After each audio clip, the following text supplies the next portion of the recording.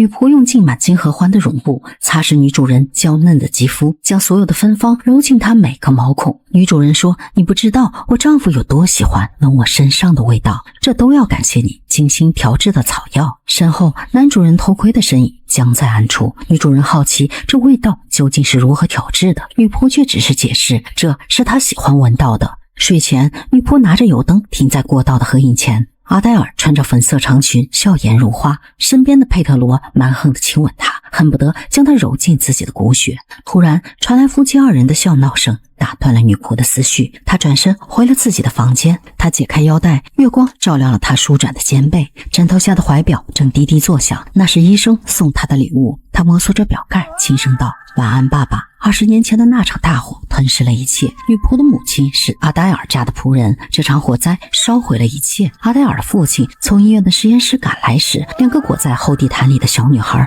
被邻居从火场拖出，睫毛还沾着火星。他们在同一屋檐下长大，共享一张课桌，连裙子的褶皱都一模一样。医生对女仆的女儿也像对待阿黛尔一样。医生离世前曾告诉女仆：“你和阿黛尔就像两棵树干缠绕在一起的树，你们的生活已经密不可分，你要多替她着想。” Ти мусиш Аделі служити。为了遵循医生的遗愿，女仆长久以来一直精心服侍着阿黛尔。她的日常工作清单精确到分钟：6点去拿尿壶，7点擦净所有的地板后，马上准备早餐，8点熨烫女主人的真丝睡裙。这天，女仆和阿黛尔夫妇一起看新来的马戏团表演。几个贵妇传言，最近盗窃案频发，附近的几家教堂丢失了贵重的物品。开场后，贵妇巨大的羽毛帽像屏风挡住了女仆的视线。女仆提出和佩特罗换座位。Мені нічого не видно. Але якщо ми поміняємось, то мені нічого не буде видно. А де вищий? Ступись, прошу. Не годиться мені привселюдно поступати з своїм місцем. Лише єдиний раз, прошу. Аделю, вона слізниця, що інші подумають. 谁知女仆对全面的贵妇提出：“请摘掉你的帽子，我和我的主人买了票，却什么都看不到。”然而贵妇的讽刺却像把尖刀。Домашня служба Адель Ангер. Зовсім розпестили. Що ви хочете від панянки, яка взяла шлюб з руським тронарем? Театр у вишиванці. 佩特罗尴尬地起身，和女仆交换了座位，并和前座的贵妇赔礼道歉。突然，台上表演柔术的小男孩蜷缩起身体，魔术师将他塞进鸟笼，布帘落下又升起的瞬间，笼中竟站着位东方女子。魔术师神奇地将她漂浮在空中，他手指沿酒杯边缘转动，女人也在空中转起了圈。突然，酒杯隔空碎落，女子也从空中痛苦地坠落，女仆却从望远镜里捕捉到男孩骤然收紧的眉峰。晚上，佩特罗告诉女仆，明天新来的牧师要来做客，让他做几道拿手菜。清晨，女仆列好菜单去集市。鱼贩的儿子出现的那一刻，阳光落在他卷曲的睫毛上，女仆瞬间慌了神。急过鱼时，他右手颤抖，竟撞在他的自行车，自己也摔倒在地上。男人递来的手帕带着海盐味，他胡乱擦了2下，便落荒而逃。回到厨房，对着水盆里的鱼发呆，他们圆睁的眼睛像在嘲笑他的狼狈。А як вона гепнулась, га? Торби австрійських вояків так гупають, коли ті на підпитку жбурляють їх із вагонів на нашому вокзалі. Ні, ну це дуже смішно. Мені здається, я тоді надірвав собі плавальний міхур. Тепер треба пропарити вас в окропі. Півхвилини досить. 10分钟后，他捞出那条多嘴的鱼，他将鱼子切碎和蘑菇混合，又加入了盐、胡椒和欧芹。精美的食材在他的翻炒下散发出诱人的香气。之后，将它们塞进鱼肚封好，点缀柠檬与蘑菇一起放入了烤箱。这时，阿黛尔走进厨房埋怨，为何到现在还没有拿走他的夜壶？快中午了，他还没有做头发。女仆只有放下手中的活，匆忙端出夜壶。身后传来阿黛尔的声音。Може, мені вже й час дослухатися Петра і найняти іншу. 女仆的心碎成了玻璃渣，她每日尽心尽力的工作，却依然无法让阿黛尔满意。她脚下一崴，身体失去平衡。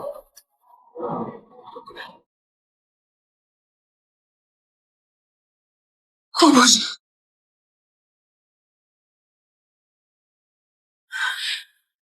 Стивче.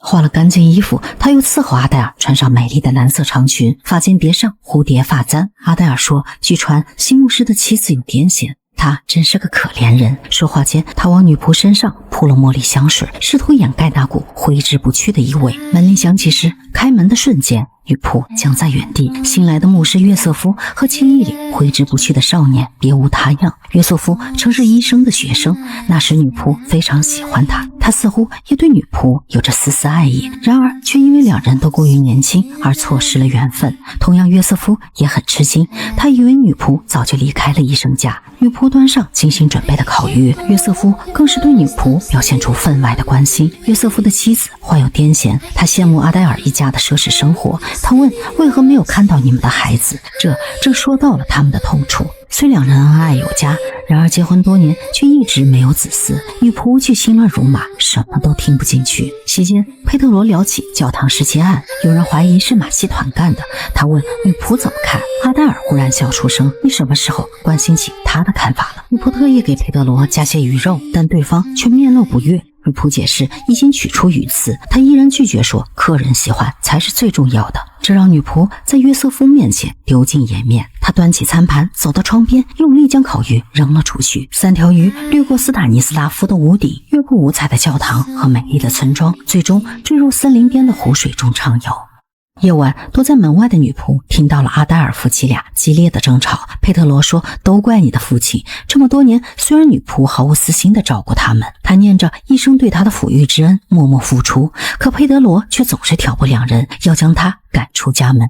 那的世界究竟哪里才是他的家？突然传来一阵敲门声，泣不成声的阿黛尔抱紧了他。她说丈夫打算再雇一个佣人。Мене куди? Він каже, що винайме тобі кімнату і платитиме. Каже, що власники кам'яниць на Бельведерській мають вільні кімнати. Але ж ти не підеш, правда? Я не можу. Без тебе. 清晨，女仆收拾行李要离开时，佩特罗却叫住她。Вона не хоче, щоб ти йшла. А ти? Я теж не хочу. Залишся. 女仆又乖乖地回去继续工作。她把烤好的面包装进藤篮，打算送给约瑟夫。监狱教堂的士兵却拦住她，抢过篮子就往嘴里塞。女仆的怒吼换来更放肆的推搡，直到约瑟夫的出现，士兵才放过了他。坐在监狱的围墙下，女仆开始诉苦：我一辈子都在照顾阿黛尔，我给了他们我所有的爱，因为医生爱我就像爱他自己的女儿一样。医生送给他珍贵的怀表， Він золотий, як твоє серденько. 可孩子的妒忌像藤蔓，缠得人喘不过气。阿黛尔对修女说，女仆偷了父亲的怀表。修女拽住她的脚踝摇晃，果然医生的怀表从她裤脚滚了出来。 Моя камізелька такого ж кольору, як і її сукня. Сьогодні зранку переплутав в кишені. То просто помилка, сестро. 医生洗脱了女仆小偷的罪名。女仆说，阿黛尔想拥有一切，却从不付出，大概这就是上帝惩罚他至今没有孩子的原因。约瑟夫轻轻按住女仆颤抖的肩膀，声音如教堂彩绘玻璃般柔和，试着原谅阿黛尔吧，我知道你也背负着沉重的十字架。临行前，他留下嘱咐，要他背诵20遍使徒信经。女仆贴着冰冷的石墙，听到监狱传来约瑟夫为信徒的祷告，一个声音打断了他。 Що ти тут робиш? А ти чого тут? Йду до майстерні свого чоловіка. А що я роблю у свій вільний час? Моя справа. Я хочу знати, де ти швендієш. Ти під моєю опікою, розумієш? 他们一同来找奥佩罗时，他正在酣睡，角落的女工在祷告。天使一定是天使显灵，我刚才听见了圣洁的喷嚏声。两人俯身才看到那个藏在雕塑堆里的男孩像被神镀了金边。那皮肤薄得如蝉翼，血管清得透明。突然他打了一个喷嚏，同时也惊醒了奥佩罗。奥佩罗掀开白布，小身影早就窜上画架，活似壁画里掏出的小天使。直到女仆张开温暖的怀抱说不要害怕，调皮的男孩瞬间安静下来。阿黛尔抚摸着男孩的脸，心疼地说，你太瘦了，一定是饿坏了。他们把小男孩带回家，奥佩罗说我们应该报案，却被阿黛尔阻止。他命令男孩叫他母亲。Іди до мамці. Не янгол, а пацієнтка. Іди. 他不像普通小孩，而是像条滑溜溜的鱼。他时不时的闯祸。阿黛尔被折腾得毫无力气，女仆却耐心的跪下，声音温柔的漫过每个角落。刻薄的阿姨走了，一切都已结束。男孩听懂了她的话，乖乖的走入浴缸。次日清晨，他们请来医生给孩子检查身体。医生皱眉凝视那橡皮般柔软的指关节，孩子好像没有骨头一样。他从医多年，从来没有遇到过这样的患者。他有埃勒斯丹洛斯综合症，所幸并没有生命危险，只是他是个非常奇怪的孩子。话音未落，男孩已钻进橡木桌底，只留下一串湿漉漉的小脚印。菲利克斯的到来像个投入死水的石子，这个全身关节都能反转的男孩能画出整座城的地图，上面有教堂和市政厅，还有所有的商店，连乞丐的破碗摆在哪块砖缝都记得如此清楚。Та мого справжній талант. І це що? Жебрак. Він сидить на площі щоранку. Ну, пам'ять. Залізко. 家里最近总是有东西找不到，今天是阿黛尔的绿宝石戒指，明天是奥佩罗的烟斗。他们一直以为自己只是忘记了放在哪儿。这天，阿黛尔正对着邻居比划，她收养的孩子像野兽般叫唤，而邻居谄媚的赞叹像粗毒的蜜糖。因除了收养女仆，现在又多了一份善心。女仆擦着永远擦不完的玻璃，自己每日毫无怨言的付出，辛苦的服侍，微薄的工资却在别人眼里不值一提。在外人面前，阿黛尔就是一个圣人，没有他的救济，自己仿佛无法活下去。他和约瑟夫聊起心中的压抑。阿黛尔从小到大什么都不会做，甚至煮鸡蛋都得他来。要不是医生临终前嘱咐他，将来一定要照顾好阿黛尔，他早就离开了这里。医生的遗言在火光中若隐若现，可谁又能说清这究竟是羁绊还是诅咒？这时，他们看到2棵长歪的树，树影斑驳间，约瑟夫轻声道：“Коли дерева сплітаються стовбурами, вони не дають одне одному рости. Ви вважаєте, що я маю піти? А ти як думаєш, Стефан? Тільки скажіть. Я все зроблю. Хотів би я мати твою волю і твоє терпіння.” 这句话像一把钥匙，打开了他尘封多年的回忆。2人坐在歪脖树下，约瑟夫说：“我真希望能和你坐在这里一辈子。”女仆似乎又找回多年前2人尚在萌芽中的心动，她期待这幸福的种子能生根发芽。晚上，他们一起去集市，恰巧碰到了鱼贩子。面对他突如其来的搭讪，女仆心中却如小鹿乱撞。当他们一起回家时，马戏团的魔术师正守在家门口。一转身，菲利克斯又消失不见。魔术师一进屋就左顾右盼，似乎在寻找什么。席间，他说自己已经离开马戏团，那个东方女人死了，男孩是他和东方女人的儿子，同时也是他的弟子。他拿出一张纸，叠成一个小人，张开双手，轻轻一吹，小人竟腾空飞起，伴随自动弹奏的钢琴，桌上的小纸船缓缓滑行。魔术师出1000荷兰盾要买回男孩，佩德罗却拆穿说他并不是你的儿子，他能钻入最窄的缝隙，可以从教堂和商店里偷走珍贵的物品，这才是你需要他的原因。 Ми погоджуємось на вашу пропозицію, шевальє. Далю. Ти, володарко душ, за кого ти себе маєш? Геть здуріла, пусти мене.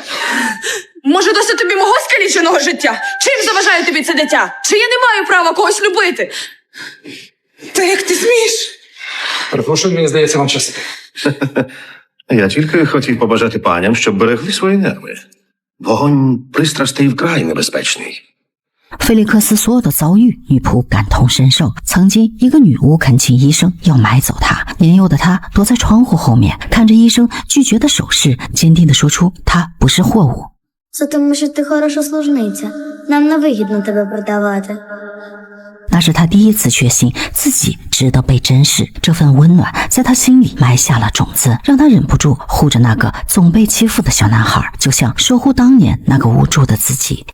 一个燥热的下午，两人一起来到牧师家，家里乱作一团。约瑟夫的妻子解释不舍得雇人收拾屋子，自己的病需要钱。阿黛尔刚想告辞，女人却恳求他别走了，我求求你，我太孤独了，你们是我这里唯一认识的人。他盯着阿黛尔鬓角的珍珠发簪，眼睛亮起来，这簪子真好看。阿黛尔解下送给了他。Мені?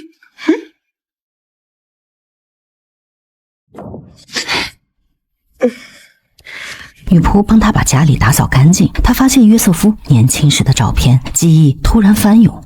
Твій не сади йде. Смататися? 阿黛尔将女仆塞进衣柜，打算给约瑟夫一个惊喜。女仆却看到约瑟夫将鲜花送给阿黛尔，还有两人的亲吻。他推开柜门时，约瑟夫涨红了脸，跑了出去。之后，两人再也没有见过。而他此刻才明白，自己在阿黛尔眼中不过是个笑话。约瑟夫感谢女仆帮他收拾房子。阿黛尔叫住他说：“我们的协议仍然有效。”返程路上，女仆好奇你们之间究竟有什么协议？阿黛尔却只是浅浅一笑说：“我只是让他帮我们祷告。”此时的小镇暗潮汹涌，警察上门通风报信，魔术师作为小镇盗窃案的嫌疑犯已经被抓，警察现在正在寻找他的同谋，据说是个小孩，又瘦又小，他能钻进各种缝隙里。之后还特意交代这是机密，不要外传。没几天，3个警察来到阿黛尔家，警察强调他们要带走那个能钻进缝隙的男孩。佩德罗打开门，谁知却走出一个胖乎乎的孩子。上次警察泄密后，阿黛尔天天逼着孩子猛吃，几天就养出个圆滚滚的肚皮。看到这个糊头糊脑的胖娃娃，警察气得掉头就走。这件事也终于画上了句号。这天，街角的鱼贩拦住女仆，他说：“你把你的一生献给另一个女人，却没有一份应有的回报，不如我们一起开一家小餐馆。”女仆精湛的厨艺在小镇众所周知，他已经买了2张远洋船票，准备带女仆离开这里。女仆却直接拒绝了他。同样，牧师的妻子也并不理解女仆为何不敢离开那个家。女仆时常照顾约瑟夫一家，约瑟夫却内疚自己没有钱给他报酬，他只能以上帝的口吻感谢他。那天，约瑟夫匆匆赶来，女仆正在楼顶寻找调皮的菲利克斯，却正撞到约瑟夫将阿黛尔拥入怀中。一阵敲门声，他们立刻放开彼此。约瑟夫还塞给阿黛尔一个东西。深夜，他悄悄拉开抽屉，看到一双长筒丝袜。原来两人一直有着不可告人的秘密。阿黛尔的生日宴会，佩德罗宣布他们正式收养了菲利克斯，众人欢呼。女仆端着红酒杯，指甲陷入掌心，她要把一切都说出来。Боже, дай мені сил. Дай мені сил. Стефцю, я тобі страшенно вдячний. Без тебе нічого б не було. Ти пробач мені давні кпини. Просто знай, ти – наша сім'я. Пане коханий, ти з глузду з'їхав, тарілки насипив? Ходім, гості чекають. Я така щаслива. 终于，女仆还是走到众人面前。她说：“阿黛尔和约瑟夫有着不道德的婚外情关系。” Як? Матка, що? Стефо, тобі, схоже, алкоголь вдарив в голову. Піди перепочинь. Вибач, але я мушу. Я бачила все на власні очі. І в мене є докази. Ні, це неправда. Іванко? Іванко! Іванко!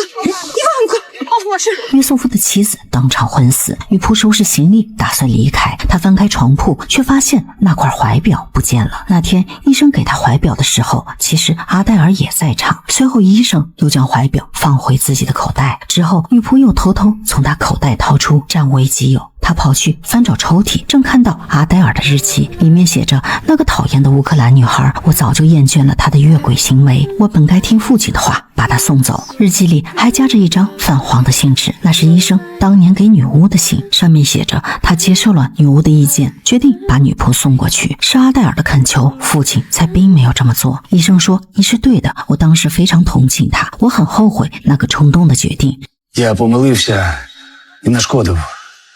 Нашкодив насамперед Аделі. Але водночас і Стефі. Я хочу виправити свою помилку, бодай перед смертю. Тож, відсилаю до вас Стефу. І сподіваюсь, ви допоможете її викривленому стовбуру знайти опору в собі. 这时，阿黛尔怒气冲冲地回来。 Це мій дім, не твій, і ніколи не був твоїм. 阿黛尔狠狠地给了女仆一个巴掌，说：“如果我不是医生的女儿，刚才约瑟夫的妻子已经死了。我现在真想杀了你。” Бачила вас у салоні, як він обіймав тебе.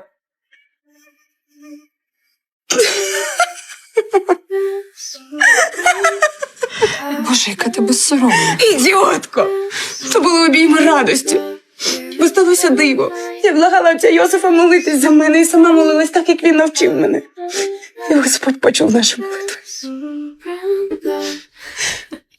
Я вагітна, Стефо. 女仆继续问：“可那双袜子是怎么回事？”阿黛尔解释：“那只是我为感谢他送给他妻子的礼物，他知道后又还给了我。而多年前，女仆被阿黛尔藏在柜子的那天，手捧鲜花的约瑟夫是来和他们两人告别。” А дозвольте попрощатися за нас обох. 阿黛尔哭着说：“我不知道你是谁，是我的妹妹还是我的朋友？可你的想法和感受对我来说却如此重要。” А якщо сестра? Тоді чому ми не робимо все разом?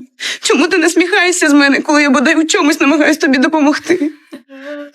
І ти завжди підкреслюєш, що я пані, а ти ніхто.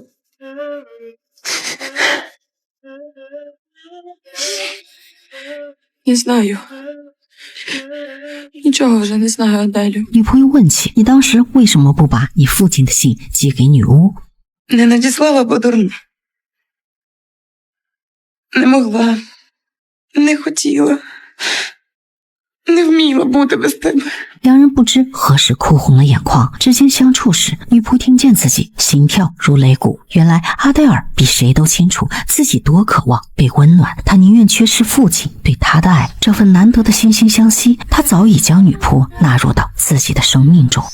突然，他们闻到浓烈的烟味，两人推开房门，才发现他们已经被大火吞噬。两人一起跑下楼，阿黛尔被浓烟熏得晕倒在地。大火中，女仆似乎又看到临终前的医生，她说：“你和阿黛尔像两棵树干交织在一起的树，想想他，再想想你的生活。” Тобі буде важко, але ти мусиш.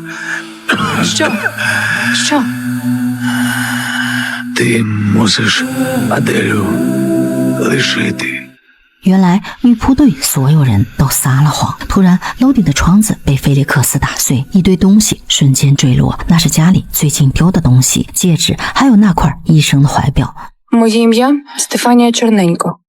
Просто людинка. Від самого дитинства служниця. Але з тієї миті вільна людина. 菲利克斯跳下来，打开房门，远处是佩特罗和约瑟夫的面孔，他们得救了。之后，阿黛尔生下一个孩子，女仆和鱼贩则踏上了游轮，去往远方。